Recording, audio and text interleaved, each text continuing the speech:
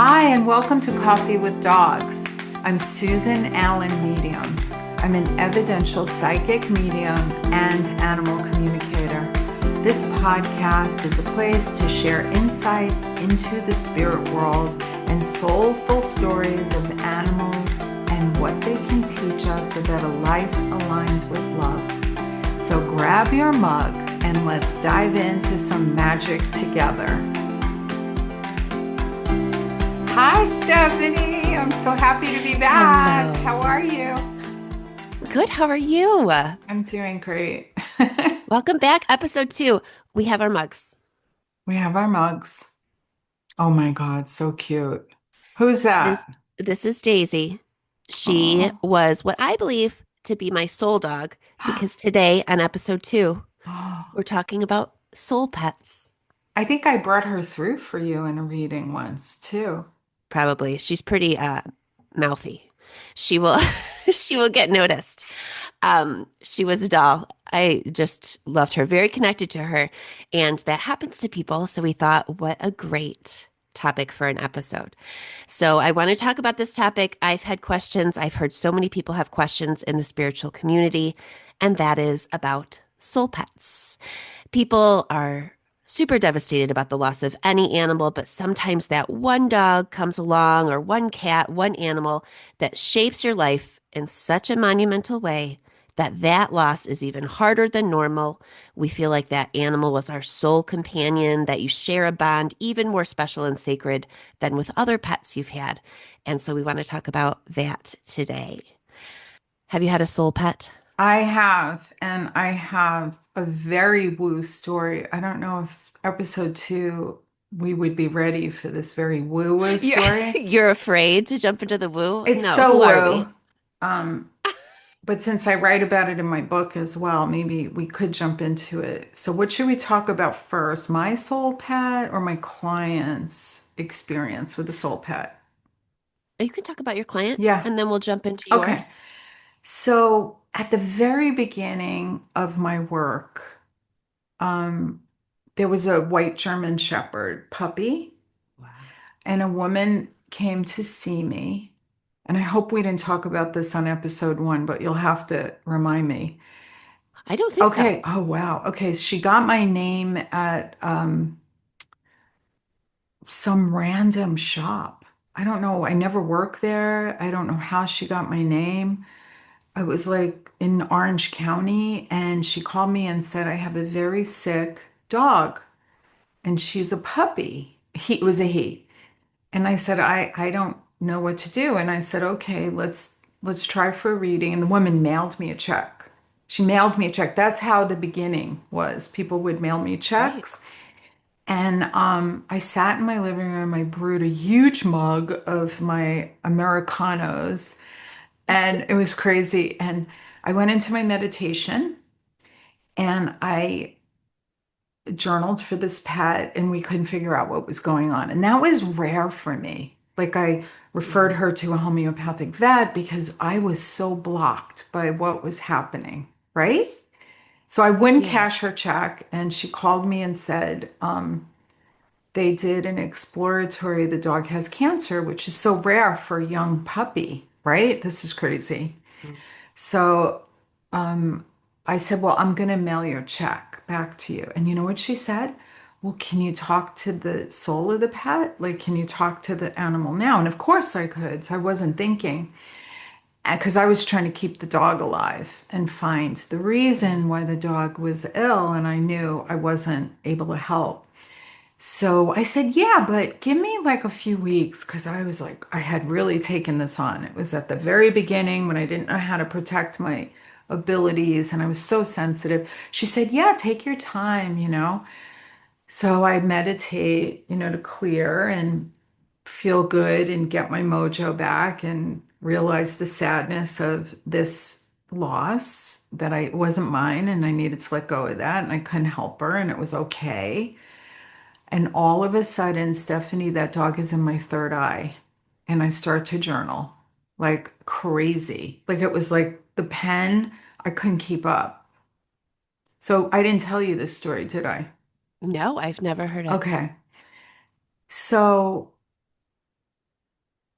I start journaling. I got the goosebumps, and the dog is saying to me, I'm so sorry I did this to my mother again. I made it Again. again. I made a deal with the spirit, like with heaven, to come back so I could say goodbye. And I knew it was going to be brief, but I didn't know it would be this painful. And then at the very end, the dog said, take a picture of the backyard in the air, right? I didn't know who this woman was. I didn't know anything about her. And it was very like evidential. So I call her and I do this reading, and she goes, what you didn't know about me is I lost my son a few years ago and I didn't get to say goodbye. He was at his cousin's. Yeah. And he passed like right after he had become an attorney. It was like her soul son, like they were besties.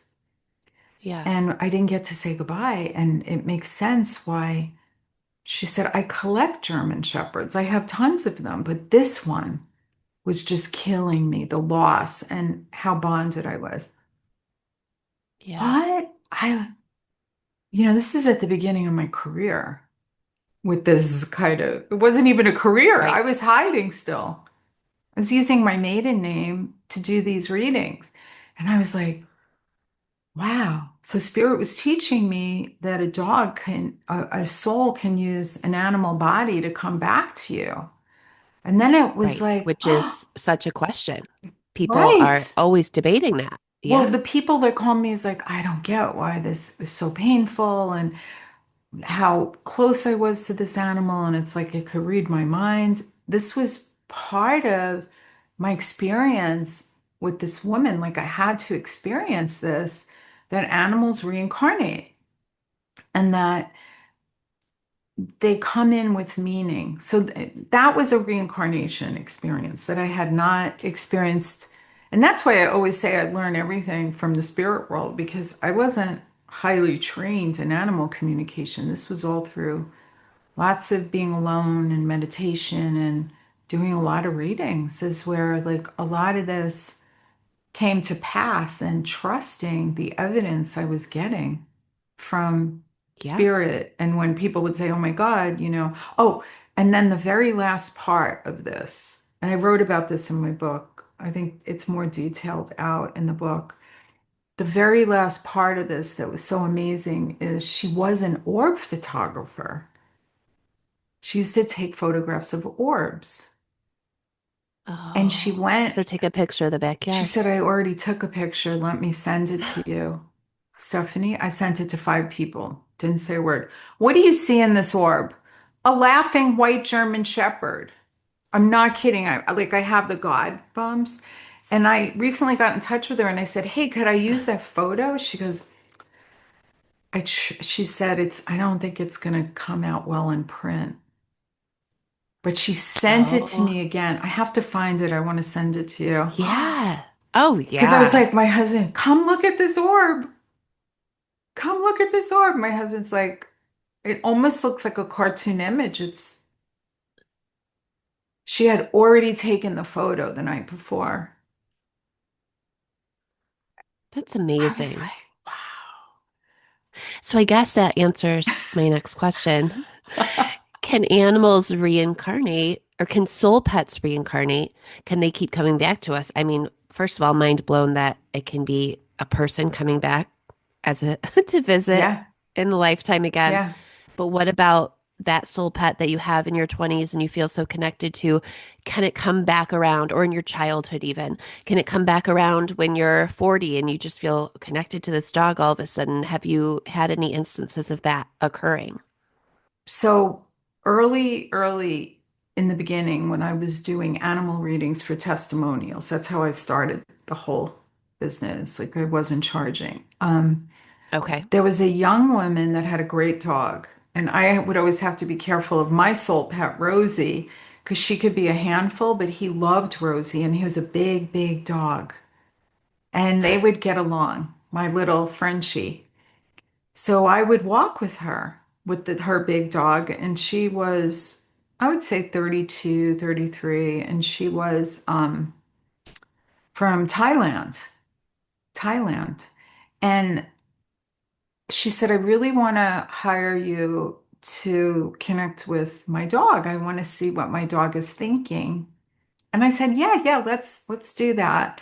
And the dog came through and said she sings to me about my big nose all the time. And he said, I'm her father from a previous life. And I was like, what? So I said this to her, and she said, no, Buddhism, we believe that an animal will reincarnate, a dog specifically, will reincarnate as a person, and a person will reincarnate as a dog at least once in its lifetime. And I thought, yeah, Buddhism is probably the oldest religion, right? Right, So again, my learning curve, 20 right, years ago was a reincarnated, and I love this dog. I was so attached to this dog. So it was hard when he had passed. right, Um, and it was definitely a game changer for her. Like I saw how it brought her to Marina Del Rey, her ending this really big career as a fundraiser. She would write grants for animals and get funding for animals for a very big company, like a big nonprofit. And it brought her to a new location in a completely different state. So it was the beginning of his life. Throughout his life, it brought her through all of these huge changes. And that is the definition of a soul pet, is when it okay. comes in and it changes the entire course of your life, like my Rosie did. And it started with my cat Devo, where I had Devo and then I had Rosie and then I had them together. And Mm-hmm. then Rosie was my soul pet, which I didn't even experience a soul pet like her. And I used to Sure. feel like she was the whole family combined. She was my mother, my father, my sister, my brother, my husband, my wife. Like she was at my whole world. And I remember I went to a client's house in Ojai. She was a steady client and for the animal work. And I brought Rosie. And I remember I said, this dog is my whole world. And she said, you better get a bigger world. Oh, And I went, I think I'm nuts. I seriously think I'm nuts. I love that you said that. I just had the craziest realization though that that I've always wondered about timing with soul pets because people have said that in a sort of roundabout way that they come during a very transformative time in your life to see you through a very like hard time or a big That's shift. right. And I had my first rescue. I keep his collar on my dashboard when I'm driving. Um, He was my first ever. I was in college and not allowed to have pets, but I was president of the dorm, so I broke the rule. And his name was Royal, and I adopted him from a shelter in Chicago. And then my soul dog, which I mentioned, Daisy, they were together for a short time, just like you wow. said, Devo and Rosie were. Isn't that Yeah. crazy? And Crazy. it was like right before kids at the end of teaching, just like very transformative. So I think that does happen to people. So many reincarnation stories that, come to mind. Um, Hmm. and another soul pet. I don't think I spoke about this the first time. I think we definitely should write a note if I did, because I don't want to repeat myself. But there Okay. was a woman, I feel like we spoke about this, the MD that came to me. That we spoke about? Did we Okay. speak about the MD, the female doctor that had just quit her job in the emergency room or the ER? Oh, I think you might have talked about this on a different podcast, but I've heard the story. Okay, but I didn't talk about it in mine, did I? No, Okay. go ahead. So this woman, and it's on YouTube. And besides, she's actually on YouTube telling me, reiterating everything I said to her that was like, I don't remember these things, right? That's how I remembered because I watched that YouTube and I interviewed her for this. And so she came to me and she was very much a lonely, alone, kind of sheltered MD that was writing now textbooks for other doctors, I would think, right? Hmm. And she was like, what am I going to do with my life? I don't want to be a doctor in a hospital any longer. I quit. And I said, well, your grandfather's here, and he said you're an artist. And she thought I was a fraud and never wanted to call me again. But we continued with the hour, and she was like, she goes, I was rolling my eyes at you. And then what was really weird, her dog popped into the Zoom, which is not uncommon. Like cats will come on the desk and dogs will, You mean, yeah, in life, not in yeah, spirit. in Like life. it's right. Yeah. Like Yeah, your cat would walk in and be on the desk. right. And so what happened was the dog pops in and I said, oh, you have a little dog. And she said, yeah. And she goes, I don't know what I'm going to do when this dog goes because this dog got me through everything in my life. And the dog immediately comes in and says, I'm not going to go until she's settled. And all of a sudden, I'm telling her the name of her future husband. And, it was crazy. This doesn't Wow. happen all the time. This was like a miracle reading for me, one of the many, but my husband says, don't say that because your readings are good across the board, right?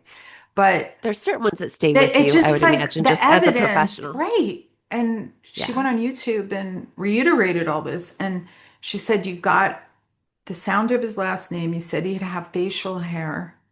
And you said my dog would stay with me till the end. So she said, I actually became like a 3D graphic print artist or major league. And I have my own website for this now.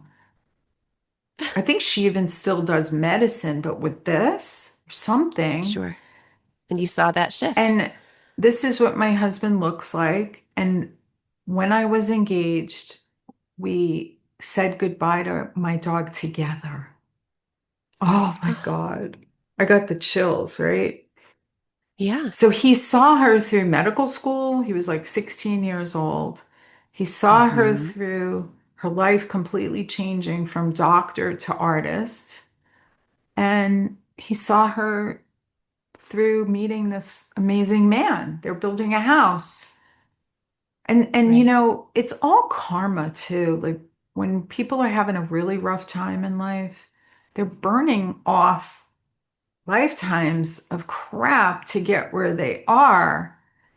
And so I always say, like, if you think somebody has an easy life, and it's really true, we want to remember they probably had a very crappy lifetime prior to this. So in Right. that crappy lifetime, they burnt off karma. Yeah. Um, okay. I always tell my husband that because everything seems to come to him so easy. Like he's like a golden child. And I'm like, you know what? Your last lifetime sucked. You were like, who knows what, because you've just had it easy.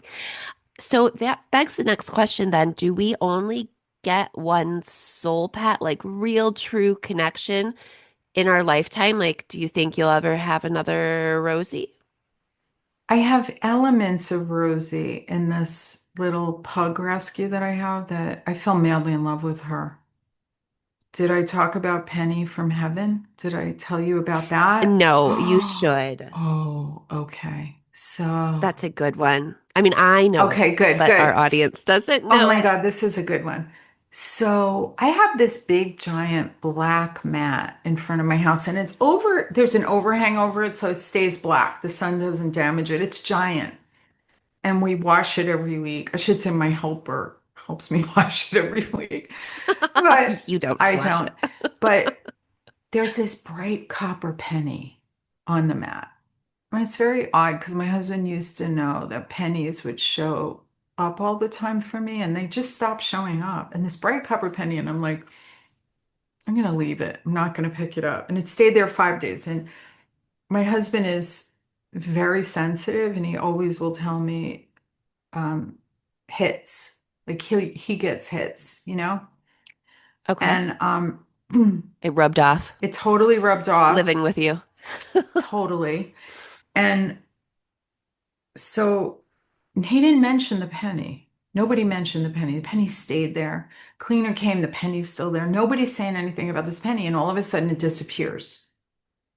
So we have my Frenchie from Code Red Canine Rescue that perform miracles. They get the dogs that nobody wants, mostly pit bulls, and they rehab them and train them and find homes. They're an incredible rescue. And they reached out to me because they heard I had lost a Frenchie and I was searching now for rescue Frenchies. Hmm. And they had a Frenchie, and we went and picked her up, and that's Lily, my Lily Rose. I named her second name after my Rosie. And we had her 2 years. Penny disappears from my mat. And all of a sudden, the rescue contacts me on Facebook and sends me a pug and says, "You really should meet her. We know you like Frenchies." And I was like, I don't know if I feel pulled, but I know so many people that love pugs. And I could always give her back if it doesn't work out. And I said, "Can I bring Lily to hang out with her and see if they get along?" Sure, bring Lily back. So I go to this random woman's house. She was lovely and she had just lost two pugs. So she didn't want to take the pug, but she said, "This is a hard one to give up." And Lily and the penny, okay, I gave away my whole story. I can't tell a Don't joke. point that I out. can't ever tell a joke. So there's Lily and this little pug, okay? And Okay. they're not even like care about one another. So we thought that's a good sign. Like Lily was Yeah, more it is. entranced with the toys and everything like that. So I end up bringing this little pug home, right? And I walk into my house. This is the very woo-woo part. I'll tell you two woo-woo parts. I walk into my house Okay.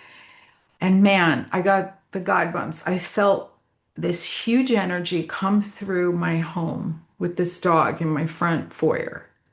And it was the soul of the woman that passed away that was this pug's mom. It's a very young pug. She was 2 years old. I acknowledged this young woman who had passed of COVID. It was her dog, young, with two babies. I acknowledged her soul and I said, "This dog will be loved and cherished by me, so don't worry." And I Ugh. just felt the ease of this woman's soul leave, right? 5 minutes later, I see the tag on this dog and I pick it up and it says Penny, Penny from heaven. And the Yeah. signs were already starting like several weeks before, I think, right? And then I Yeah. found out the history.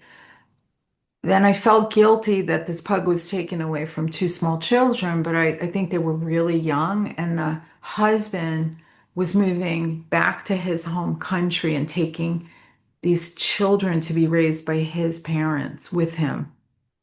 So they Hmm. didn't want to take this special love bug of a pug. And I feel like she has so much of Rosie in her, but yet Rosie was not, she would not let me hug her. She wasn't a lap dog. I mean, when I'd squeeze her, she'd get pissed, like, very, I'm in charge. I'm the alpha. You're just, I take care of you. You don't squeeze and kiss me. And I always wanted a lap dog, and here this pug just can't. She's on my neck, my head. I'm meditating. She's like on top of me. So I think my friend, she Rosie sent her so she would be a lap dog.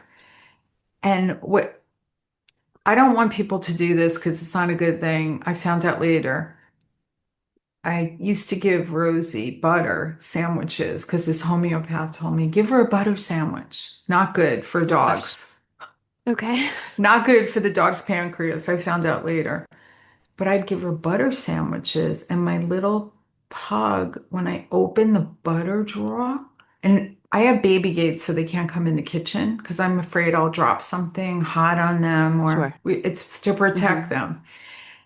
And the pug screams like a person when she ever sees me take butter out of the butter compartment in my fridge, like on top of her lungs, like my It's husband's like like, she knows. right? Yeah. So that's why I said there's elements of your dog, but there's also a good reincarnation story that I have, like a major reincarnation story. Did I talk about this on the first episode with my client Which in one? Japan? That reincarnation story? Because we're talking about soul pets and reincarnation. Let's save it for the next one. That's a big story. Okay, we'll save it. We've had so many good stories just this episode. I want to ask you the question from your last story, though. Can our soul pets send us the next? Do they kind of usher it in? Because that's something sometimes people stay so closed because they're so lost in their Yes, grief, right? And they yes, think, I'll never find another one like them. that's right. But I have seen so many signs of past ones in my current ones. And I almost think they're like adopting the energy for a second. Like, this was right. Yes, Yeah, this one, yes. how did they do Well, that? two things, like an animal can go through another animal easier. They just say to the animal, "Hey, can I use your body to smell my mom's perfume again, or let her be near me, or touch me?" And the animal goes, "Sure." Thank God that doesn't happen with people. And you imagine? Yeah. So Because pets are so they're psychic, so right? psychic, they're so sentient, and they're so angelic. So they can morph and change and appear easier, especially for me. Like I see my Rosie often. I feel her, I see her. Um, but I want people when their dog is in spirit, especially the animals in spirit, dog, horse, lizard, everything, guinea pig, rabbit, talk to that pet, especially the first 49 days when they cross. That's when they're in our field the most. And you can ask for your next pet or ask them to reincarnate. I really want Or you ask to for a sign. ask for signs and symbols. Ask for them to help you in your life. Ask them to be your guardian. It's not a burden. They're light beings, they're angelic presence. So it's not a burden to them to ask for, help me have another baby, or help me meet the guy, show me a sign, or help me buy a house, or whatever. They're there, and they bring that up to the next level with them, the messages and how you ask them, because you took care of them their whole life. So they're your guardian and they want to be there for you. And interesting, an old mentee on Facebook said, "What are your prices now? I need to talk to my pet." And she was my mentee for spiritual mediumship in 2022. She didn't end up doing it as a career, but she wanted to learn. And I said, "Is it an emergency? Like, do you need to get your animal in right away?" And she said, "No, my animal is just really old. It can't see. It doesn't want to get up very much and it just sleeps all day." And I said, "Well, I could feel like she was thinking she should put the animal to sleep." Hmm. And I'm like, if you know anything about me, I'm all about having the animal from the beginning of the time with you till the end of its life, even if it's a geriatric, right? As long as it's eating and drinking, it has a life Right. Yeah. force. We all know that, right? So Right. I said, well, your animal still has a life force and an energy of its own, and it helps healing your environment still, and it helps healing you. It helps your whole hemisphere around you, like your orbit. So, whether or not the body is old and shifting and geriatric, that animal is still a bright light in your life and helps heal you. So, if you need signs and symbols, use my 3-day rule. No eating or drinking for 3 days. It's time. Because sometimes people are not connected in a way that would like they need the symbology of that. So I feel like I helped her and she didn't need to book a reading. When she when she finally fessed up, you know. They're not, Yeah. sometimes people feel that animals are an inconvenient thing. And I have to tell you, through the thousands of animal readings I've done, both living and deceased pets, both to help a veterinarian figure out what's going on with their pet, I have to tell you that they're really here to heal us from the beginning Hmm. to the end of their life. And it's sad for them. They haven't completed their soul mission with us when we give them away, shelter them, put them in a Right. rescue, because they're really, Yeah. And you've said this about rescue, and I want you to talk about it. That's why so many of them seem so devastated that's in these right. cages in rescue because they feel like they were taken away from their mission, you've said. That's exactly the truth. So people will, like, people will post these pictures of these dogs sobbing or in the back of their cage, or you dumped your dog in a rescue. They're upset because their mission here, just like an angelic mission, was to get us from point A to point B. So if you take Hmm. them out of your stratosphere, which is your home environment, around your kids, around your husband, or around just you, they feel like they did not complete their mission. And Hmm. that's where all the devastation and sadness comes for that soul of that pet. Sometimes I feel as a foster that I have to heal a lot with them. I mean, physically and medically, I take the special ones, so I do. Uh, but then I see just such amazing things come back when they find their person, Yes, when I rehome them. So it can be done.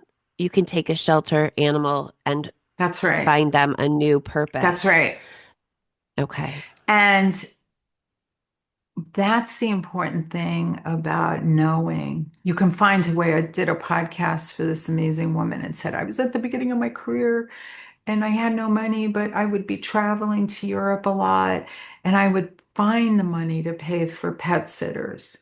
She was broke, but that Hmm. dog got her through the new husband and a baby and a life change and a class one book. You know, it's like, it's not that we're looking, and this is another thing, we're not looking to them. It just is an automatic healing thing.